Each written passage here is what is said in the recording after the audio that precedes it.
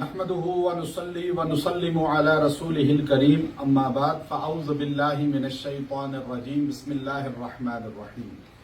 میں اس وقت مکہ مکرمہ میں موجود ہوں۔ متکلم اسلام،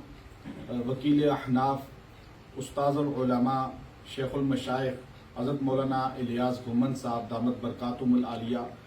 جو مکہ مکرمہ عمرہ پہ تشریف لائے، اور الحمدللہ ان سے ہمیں شرف زیارت ملاقات ہو رہی ہے،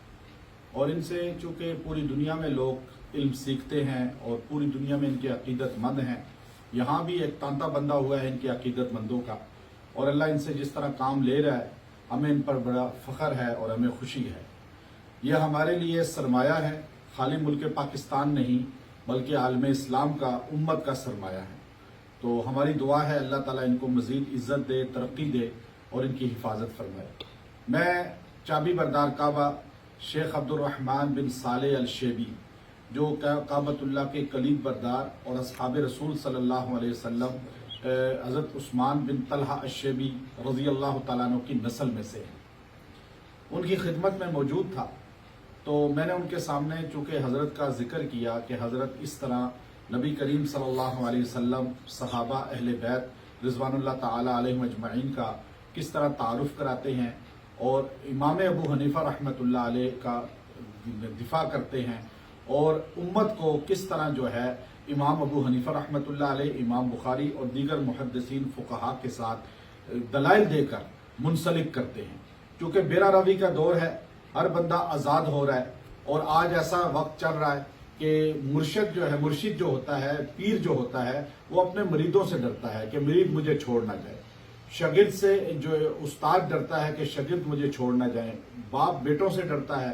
تو آج امت جو ہے بیرا روی کی طرف بہت زیادہ بڑھ رہی ہے۔ کوئی امام بخاری میں اعتراض کر رہا ہے، کوئی امام ابو حنیفہ رحمۃ اللہ علیہ پہ اعتراض کر رہا ہے، کوئی تقلید کو چھوڑ رہا ہے۔ تو یہ اتنی بڑی خدمت ہے جو حضرت مولانا الیاس گھومن صاحب دامت برکاتہم العالیہ سے انجام دے رہے ہیں، اور ایسے علماء ہمارے پاس بہت کم ہیں۔ تو میں نے شیخ عبد الرحمن بن صالح الشیبی حافظ اللہ تعالیٰ کو جب حضرت کا تعارف کرایا تو وہ بڑے خوش ہوئے، تو مجھے کہنے لگے کہ انشاءاللہ آپ ملاقات بھی ہماری کرائیے گا اور ان کو میرے گھر بھی لے کر آئیے گا۔ اور پھر انہوں نے مجھے خانہ کعبہ کا یہ غلاف، جو یہ پورا کعبۃ اللہ کا غلاف ہے، یہ اس کا حصہ ہے، یہ مجھے تحفہ دیا کہ یہ میری طرف سے حضرت کو آپ نے پیش کرنا ہے۔ تو میں حضرت کی خدمات پر، حضرت نے جو امام ابو حنیفہ رحمۃ اللہ علیہ کی خاص طور پہ جو فقہ حنفی کی خدمت کی ہے، اور نبی کریم صلی اللہ علیہ وسلم کی زندگی کے متعلق اور صحابہ اہل بیت کے متعلق جو حضرت کی خدمات ہیں، اللہ ان کو صلہ دے گا اور ہمیں ان پر فخر ہے۔ لیکن میں یہ تحفہ دیتا ہوں جو چابی بردار کعبہ شیخ عبد الرحمن بن صالح حفظ اللہ تعالیٰ کی طرف سے ہے، یہ حضرت میری طرف سے قبول فرمائیں اور شیخ کی طرف سے قبول فرمائیں انشاءاللہ العزیز۔ اس میں ابھی بھی کعبۃ اللہ کی خوشبو آ رہی ہے اور یہ پھیلی ہوئی ہے، اور انشاءاللہ اس طرح حضرت ہمیں بھی دعاؤں میں یاد رکھیں گے۔ حضرت کی جو خدمات ہیں یہ ان میں ہمارا بھی حصہ پڑے گا۔ اے اہلیان پاکستان، خاص طور پہ آپ حضرت کی قدر کریں